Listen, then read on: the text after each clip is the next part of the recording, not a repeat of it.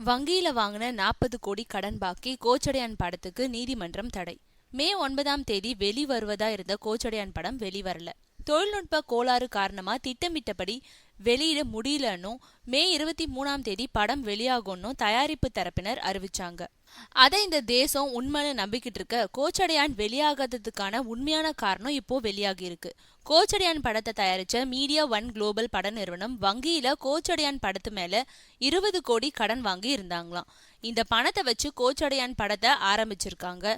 பட பணிகள் நடந்துட்டு வந்த நிலையில மேலும் பணம் தேவைப்பட்டதுனால கோச்சடையான் படத்தை அடமானமா வச்சு இன்னொரு வங்கியில 40 கோடி கடன் வாங்கியிருக்காரு தயாரிப்பாளர்.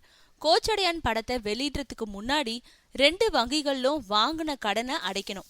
அப்போதான் கிளியரன்ஸ் கிடைக்கும். தயாரிப்பாளரால 60 கோடியை புரட்ட முடியல. அதனால படத்தோட வெளியீட்டுக்கு அப்புறம் கடன் தொகையை செலுத்துறதா கோரிக்கை வைக்கப்பட்டிருக்கு தயாரிப்பாளர் தரப்புல. அவரோட கோரிக்கையை நிராகரிச்ச வங்கி நிர்வாகம் கோச்சடையான் படத்துக்கு தடை கேட்டு நீதிமன்றத்தை நாட தடை உத்தரவு பிறப்பிக்கப்பட்டுடுச்சு. இது காரணமாதான் கோச்சடையான் படம் மே 9ஆம் தேதி வெளிவரல.